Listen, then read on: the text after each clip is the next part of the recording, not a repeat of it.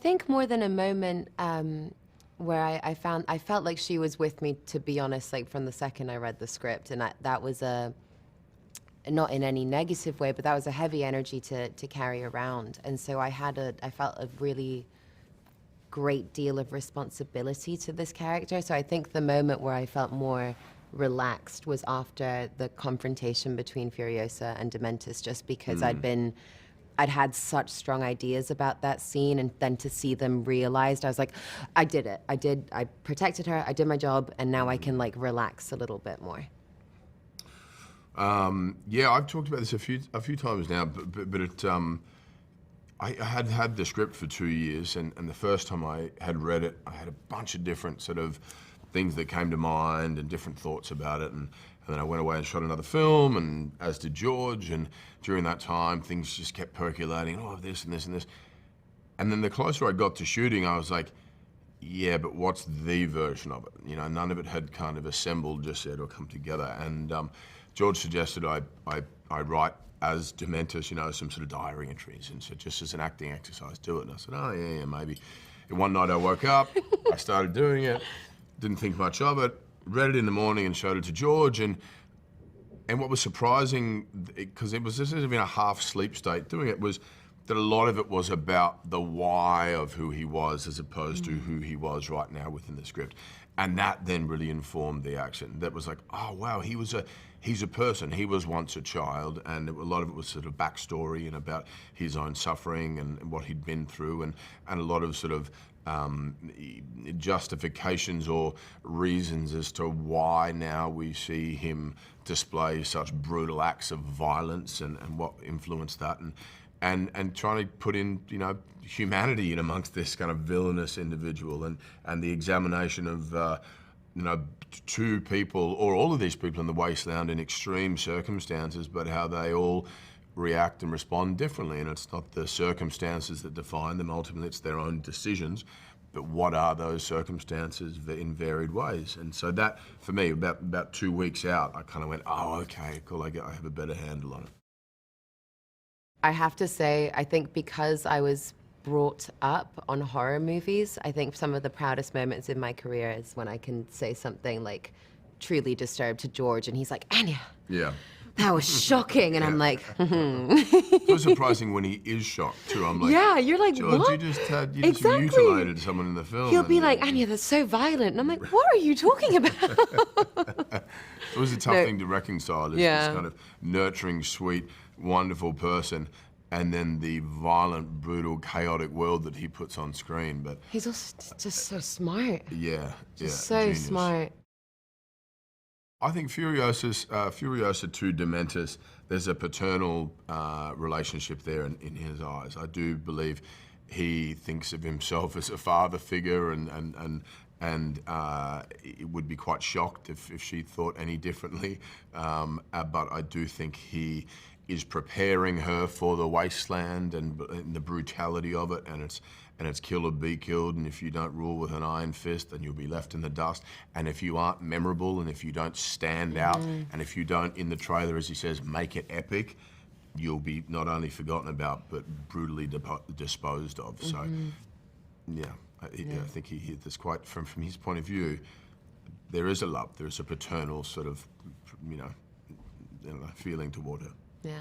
And I think it's interesting because it's a kind of a twofold question. I think to begin with, yes, of course, he's her captor, but the promise to her mother outweighs that. It's more important to escape this individual than it is to exact revenge. Like, all she wants to do is be able to fulfill her promise, make sure that she gets back to the green place without anybody knowing about it. I think where it really takes its turn is once he has deliberately destroyed her again. And at that moment, she's like, right, yeah, no, I'm going to pin everything bad that has ever happened to me on you. And that's the only way that I'm going to be able to make this right for myself, which, of course, as we know, with most stories of revenge, nothing's ever going to make it right. The teddy bear was interesting. It was never in the, it was part of the costume, but it wasn't sort of talked about within the script. And And George's sort of mantra was found objects repurposed. Everything had to have a place. He said, what does it represent to you? What does it mean? And at one point it was his, and then maybe it was one of his children, and then, you know, then that's what it became. But it was a representation of the sort of loss of innocence for him and the loss of an individual. And it was a part of him, or a part of someone he deeply cared for that was no longer around. So it meant a lot to him, definitely. And also represented the sort of stunted growth of his sort of immaturity. You know, the abuse he had suffered through as a child had sort of kept him in that space. And you see this now grown man throwing tantrums at times, you know, due to that. And so... Yeah, beautifully said. I think what I love most potentially as a messaging in the movie is, whilst yes, this is 100% a revenge story, the beauty of carrying a seed with you consistently, and it being a seed of something that you hope to one day plant, not for yourself to enjoy, but for future generations to enjoy. That is something that I connected to desperately, because it's like, Furiosa doesn't just want to go home in order to be able to fulfill this promise to her mother. It's also about being able to continue to make things green. Like, I remember really missing the color green during this movie, because I just thought, wow, like, nothing grows. Everything is arid. Everything is desiccated. There's just nothing that's nurturing in the slightest. And so she's just carrying this tiny little piece of green with her, or future green. Your motorbike chariot is very, very cool, but my double tanker takes it easily. Just in terms of size and let yours wins, but mine mine's wins. like the impracticality of mine is kind of trumped by the tanker can, you know, to transport fuel or milk. Is it everything, the food, we've got everything up in there, man. Yeah, all of the things needed to survive. Mine's just for looks. It's also got like beautiful artwork on the side telling story. I remember Colin taking us around, the production designer taking me into the like vehicle pit essentially the first day, and I saw the war rig and I was just like, that's my baby. So cool, so cool. Always story above all else. And by story I mean is the experience into which you're inviting the audience. It's not just plot, but story always comes first, and the sense that here is there's more to the story than meets the eye. Here's a rich story which might have a lot more potential meaning than just the unfolding of a series of events. So story drives everything. The second thing that after you said, there's a lot of vectors that decide what a film should be, or the films that you're compelled to make. I think in after story, there's a sense of, can we tell this story in a way that's unique? And usually that's driven by the technology. So that there's a really interesting tool or time in which you can tell a story. For instance, when we made the first Babe, that was right on the cusp of the beginning of the digital dispensation. Universal had just made Jurassic Park. It was the first big digital movie, 63 shots of dinosaurs. They said, "Oh, we've made a film like that. We know what you're trying to do to make animals talk." That was the case there. The guy who shot Babe, Andrew Lesnie, went on to shoot Lord of the Rings, and almost a decade later, he showed me the first images of Gollum done by motion capture. I didn't know what motion capture was, but I knew at that moment we could make those penguins in Happy Feet dance. So the technology is part of the story. We had the stories, but then the technology came later. When it comes to action is just another way to get characters interacting. They're driven by characters. So it could be a dialogue scene, it could be a fight scene, it could be a chase scene or whatever, but it's the interaction of characters that is the most important thing. Starts off as theory. You say, there's something about this person, the actor and the work they've done, but most importantly about who they are and how they approach the work, that feels like it could overlap with the character. That's the first thing. So you have a sense of that. You then get a sense of how they might work. What do they have as innate ability and talent? It's a little bit like a sporting team. To be a basketballer, an elite basketballer, you have to have the innate talent and ability, the neurology, the physical abilities and whatever. And then there's a lifetime of if you like, drilling and training and praying until you become sort of you become very adept at it. And then you put them together in a team, and you work with common purpose as a team.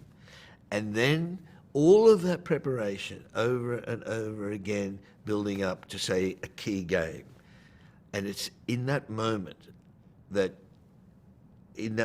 when the game begins, that all that preparation is put aside and people just respond to to their instinct, the intuitive. It's a completely different sort of mindset, really. And you don't know what's going to happen. You really don't, even with the actors. You know what you'd like to happen, but you don't know. You want to experience it. As the director, or let's say coach of the team, you want to experience that event and that they pull it off and it hits that sweet spot. And that's unknown, no matter how much you try or no matter how you can't force it. You have to prepare and then allow it to happen. And I've got to say, when it does happen, it's very exciting. And I know sitting there watching it nowadays on the video screen and saying to yourself, oh God, there's something about that. Even though you're tired, it's been a long day, and when you see it, there's something in you that's almost excited, like activated, electrified, and you say, oh, okay, that really works. And then you get into the cutting room and you put it in the context of all that's around it, and you say, yes, that's working, that's working. So that's the process for me. I don't think it's any different. I don't think you can puppeteer it. You can't force it. You can only prepare and allow the actor to the freedom to explore it. Not so much in the individual actors, but in conjunction with the actors around them, because we're interested in what characters do to each other more than we are than a character just does by themselves, I think. And I've got to say, I was very happy with the way the two of them worked together. As people say, I was anxious to see if they could stick the landing, and I feel they have. They are an extension of the character, just like costume and makeup and all else. And for instance, Dementus starts off where his basic way of being in the wasteland is to be mobile and on bikes. But he is the head of an ever-increasing horde. So he is something a little bit like the Roman hordes or Genghis Khan or whatever. So Colin Gibson showed me some footage of some it was 1933 in what they call the Sydney Cricket Ground, which is the big stadium right next to Disney Studios, where we're shooting in Sydney, or preparing the film in Sydney.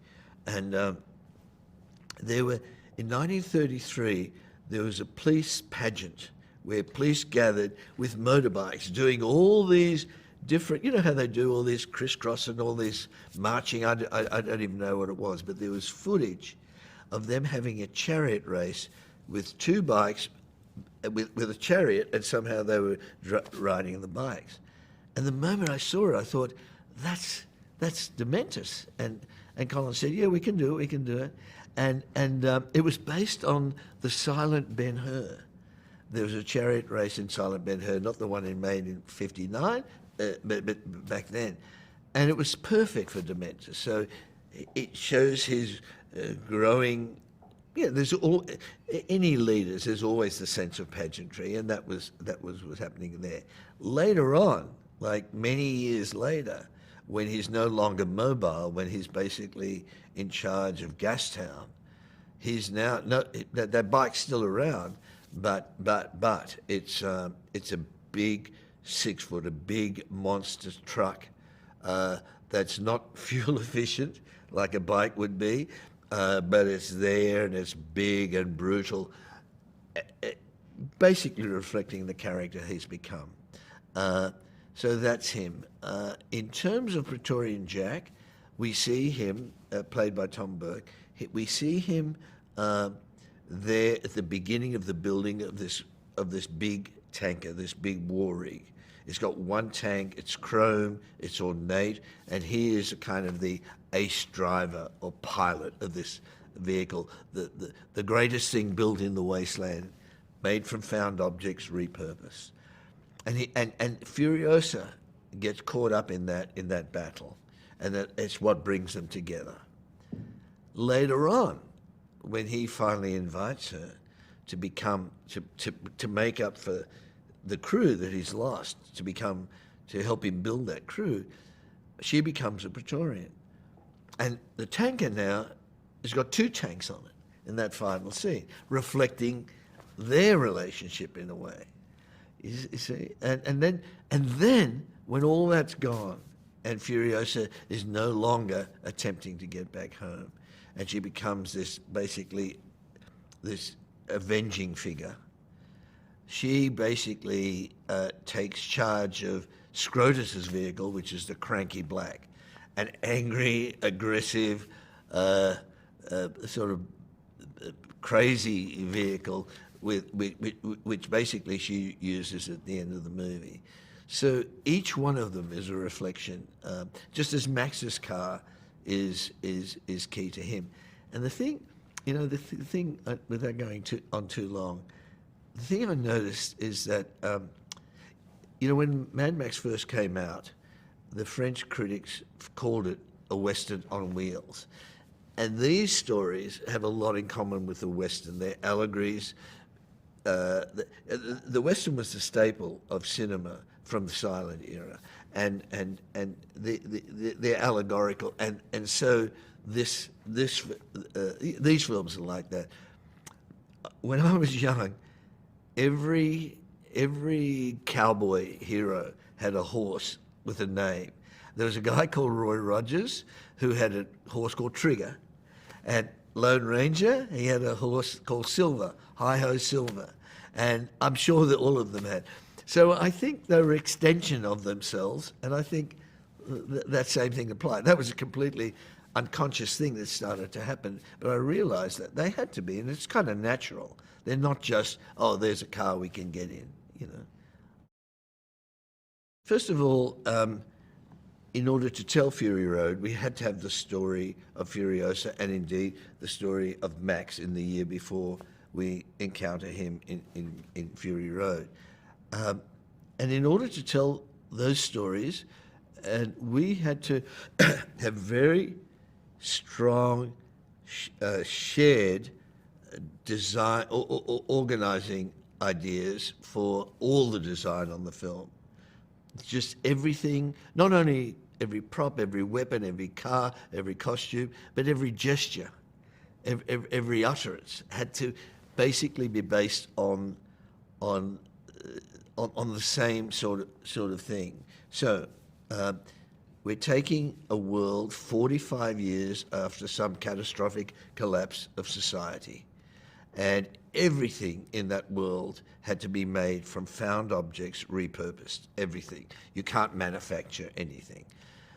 So we had to think about that. For instance, when the power grids go down and all the institutions go down, there are no more iPhones, there are no more electric cars and whatever. We go back to the fossil fuel driven engine. What do they call it? Internal combustion engine. Yeah. So we had to go back to that, and that applies to everything. So that was found objects repurposed. Then we had this notion that just because it's the wasteland, it doesn't mean people have stopped making beautiful objects. There's something in us that no matter how impoverished our circumstance, we somehow have an aesthetic sense, even if it's cave paintings of very early man. If you go to if you go to sort of, I know if they're the sort of villages in South Africa I've been to where they make the most exquisite things out of wire, fence wire, or plastic they get out of the dump. We've got some birds at home with all these coloured sort of chickens made of coloured plastic, all sorts of coloured plastic, put together in a way and using wire, and they're beautiful. Chickens and chooks and so on. That's always okay. They make the most beautiful toys in refugee camps around the world. I've seen a documentary where people have been in a refugee camps where there's simple tents, thousands of them, some in Jordan, some in other parts of the world, and you go inside, and they're beautiful inside, because it's an instinct we have to make our environment pleasing and calming, and so that was the other thing. They make beautiful objects. It's not a scrap heap. So the vehicles, to some degree, fetishized because they're seen as sacred things, more sacred than the human body. The war boys see themselves as half-life. They're in a temporary state waiting to get to Valhalla, which is exploited by the Immortan Joe to keep them there. But the vehicles they have are way more important because they've been around and they're beautiful things, and we see that in the story. So all those sort of things go into this design. Every weapon, everything, and it has to have more than one purpose. Everything, like that guitar that the Doof Warrior plays, it's a guitar. It's the equivalent of the bugle or bugle or the drums, but it's also a flamethrower. So you can't. If the knife with which Furiosa cuts her hair is both a pistol and a knife and a knuckle duster, it has to have more than one purpose. One of the fascinating characters to me is we had to understand how the Doof Warrior, someone who is blind, how could they possibly survive in the wasteland? How did they get there and still survive? That's a story I and we had to understand, and I hope one day to be able, if we do any more of these, to actually, give a hint as to how that happened. For me, I don't know. I've often thought about it. I mean, because we've asked all the actors and everybody who worked on the film to do tapes on what would happen in the first 10 days, where there's a wholesale collapse of society. If the power grid goes down, what do you do? A credit card's useless. Your phone is useless. The refrigerator is useless. How do you get food? What do you do? And it's really interesting. Then you ask what happens after the first 10 days, the first 100 days, the first 1,000 days, the first 10 years. Excuse me. How would you survive? And I don't know. My scenario doesn't get me very far. I know it's got something to do with the farm and going on a farm, but it's who you have on the farm around you that's really key, and how that's sort of structured. But it would be some isolation is important. Mobility and isolation is really important. So, but a good question, and I don't think I'd have a chance. I really don't.